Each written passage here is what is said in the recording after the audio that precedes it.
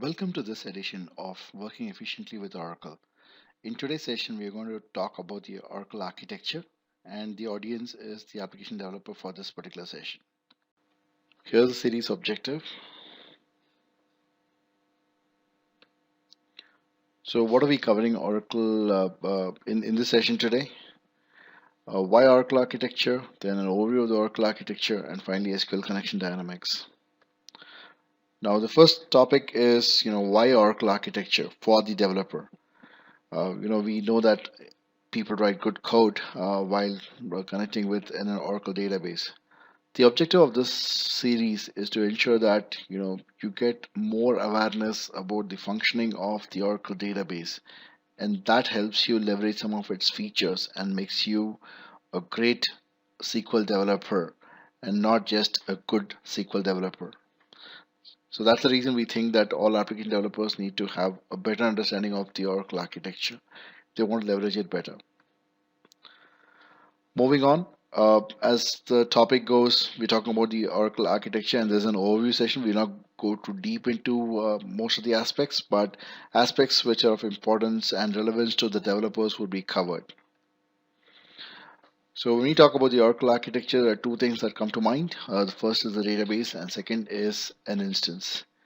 Database is nothing but the set of files which make up, the data store, and that's something that our programs access to either read information or write information to. Instance, in simple terms, is a collection of memory structures and background processes which are running on the database server, and which help get this information from the database set of files. Again, moving on to the database, when you talk about databases, you can classify the database based on two different taxonomies. One is physical structures and the other one is logical structures. Physical structures are those structures which can be viewed by any user from an OS perspective. So that means that if you're using Linux or Unix, it should be possible for you to get into the box and do an ls minus l, and you should be able to see the files. On the other hand, if you're using Windows, then you go into Explorer and you should be able to see the files. So we have a set of files which are the core database files, and then you have additional files as well. So your prominent among the database files are the data files, the control files, the temp files, the read log files, and the parameter file. Data files, as the name suggests, store your data. So it's all the data that you're trying to store through your application actually goes and gets stored in the data files. You have control files which store information which is critical for the database to function. In simple words, the control file is more like the black box of a database. Without a control file, a database cannot instance cannot be running.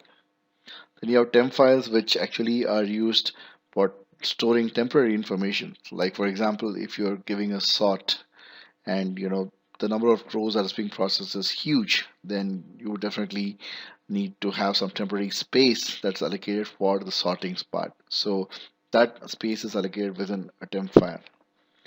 Then you have reader log files. Reader log files capture all the changes that are happening to the database, be it from your application or be it from the Oracle system side. So any changes are getting stored in the reader log files. These are files are pretty critical for recovery. Then you have a parameter file. This file is used basically by the database when it's getting started, when the instance is starting up, and the parameter file is also used to configure certain variables with values, and that can influence the way the database is being used. Then you have additional trace files which comprise of trace files, password files, alert files, and the log files. So trace files are typically created by the background processes or by the program within Oracle in response to an event. In case something goes wrong, the relevant uh, background programs actually write trace files. Then you have password files which are used to provide super user access to the DBA group. You have the alert file, which is a simple text file, an ASCII file, which actually captures all the information that's happening on the database side. And then you have log files. So log files are associated typically with different functions, different utilities that are there within the Oracle database. For example, there's a listener log file which actually captures all the actions of the listener file. So the listener is an executable. It's also a background process. So log files actually capture information from these utilities. Now, in case you're using automatic storage management, which is there from Oracle 10G, then you'll see all the database files in this list being part of the automatic storage management, which is nothing but raw disk management. So, in such scenarios, you'll not be able to see it from the OS per part, but definitely, you have utilities by which you can connect to the ASM instance, and from there, you'll be able to see all these files. Moving on. You have logical structures, the same set of information that we saw in the physical structures. When we look at it, from within the database, you could probably call them as logical structures. So within a database, you have a table space.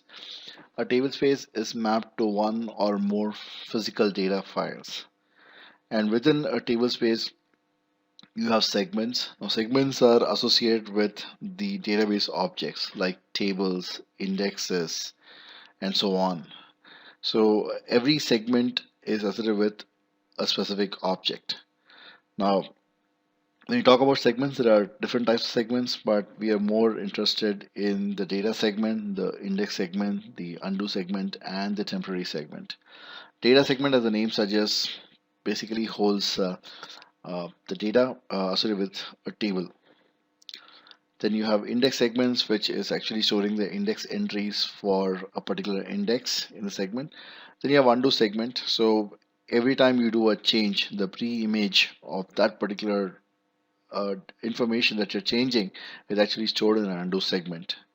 And finally, you also have the temp segment, which is typically used in the temporary table spaces for sorting and temporary processes. Now each of these segments is further divided into extents. Now please note that within Oracle, the unit of IO allocation or space allocation is an extent. So when Oracle needs to allocate more space to a segment, it does it in terms of extents. Now extents are a collection of blocks. These are the database blocks and not the OS blocks that we talk about.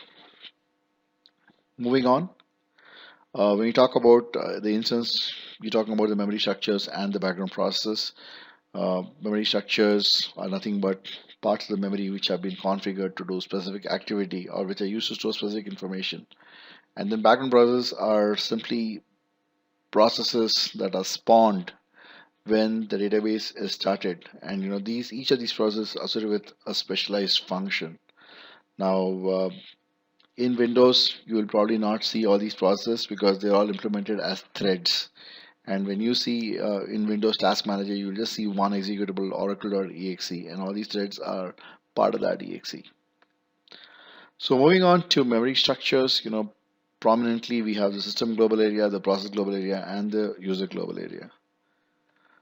System global area consists of the database buffer cache, which actually contains the database, information or the data information that you need as part of your activity. So when you're writing a select or an insert, update, delete, all these things pull the data from the database data files to the database buffer cache, and there, you get to see this information. You want to modify it, you modify it. If you don't want to modify it, just use it. That's also fine. But I mean, that's what happens in the database buffer cache.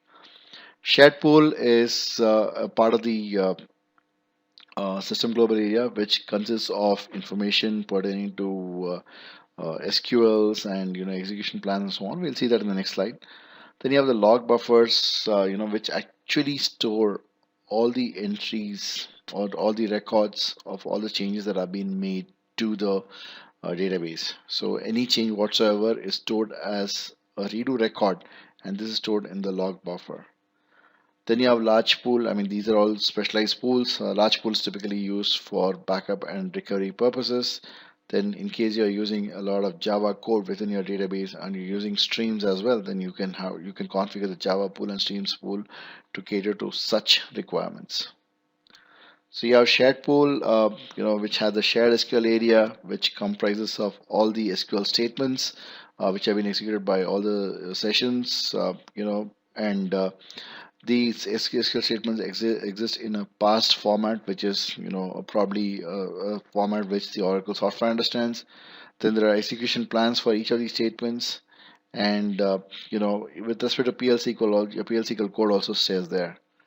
Then you also have the dictionary cache. The dictionary cache is that part of the shared pool which stores information from the data dictionary tables. In case you are using a lot of result cache, caching result sets, then you can definitely go in for the server result cache. I mean, this particular area is used especially when you're using the 11G result cache feature.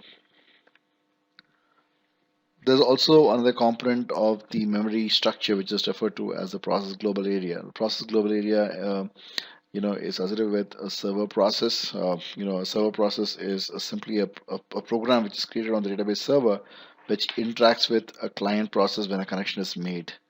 So when you talk about the PGA has work areas, and it also has got a private SQL area.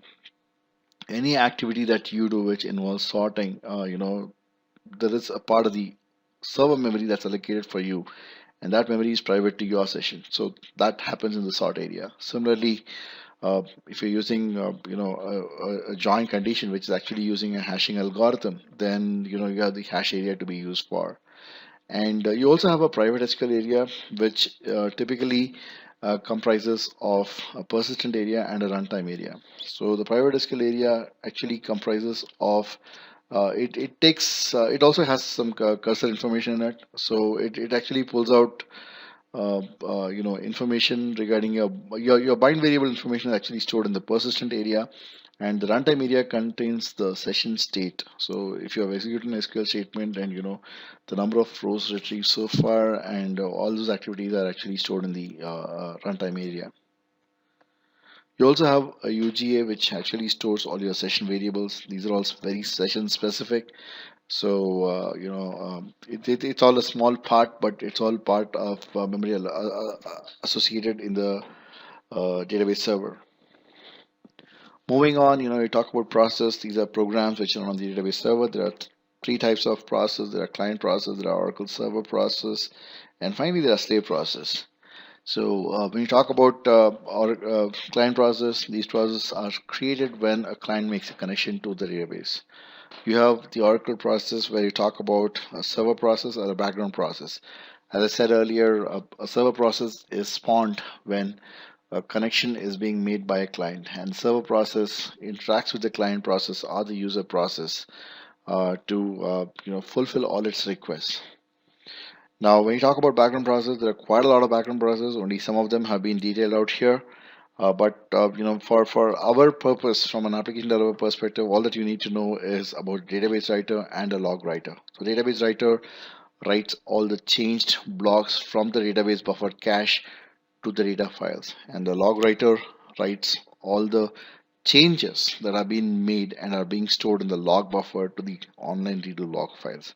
So that's pretty much all that we need to know from a background process perspective.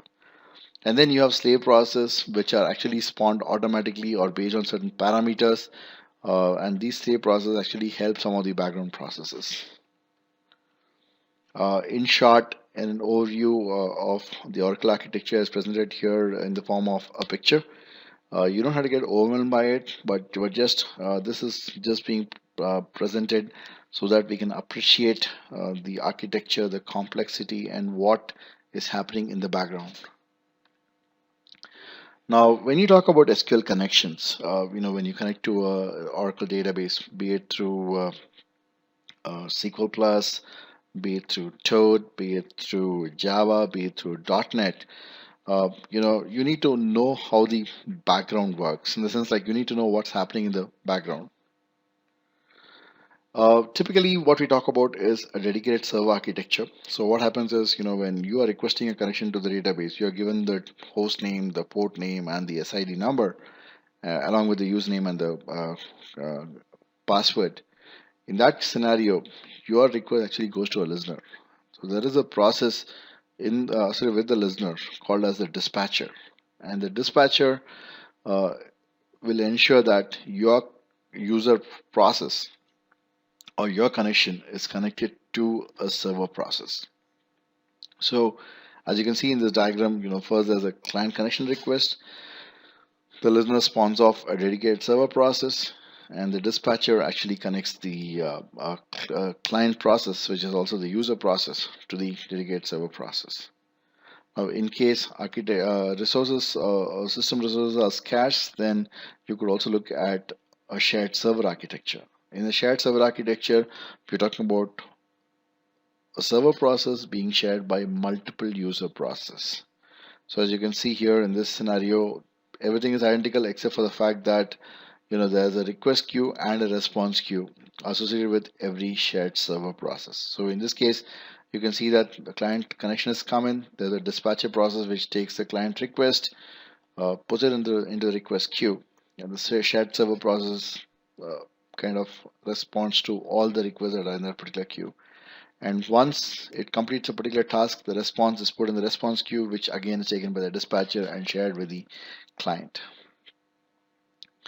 So this is all we're covering in terms of an architecture. I would definitely put in some more slides, some more sessions to talk about architecture more in depth. I mean, you could also refer to the architecture that's going to be done for a database administrator. But this is good enough for you to get started from an perspective of writing good SQL. So thank you. We do hope that you found this session useful. And in case of any queries, you can get in touch with us with the details present on your screens. Thank you.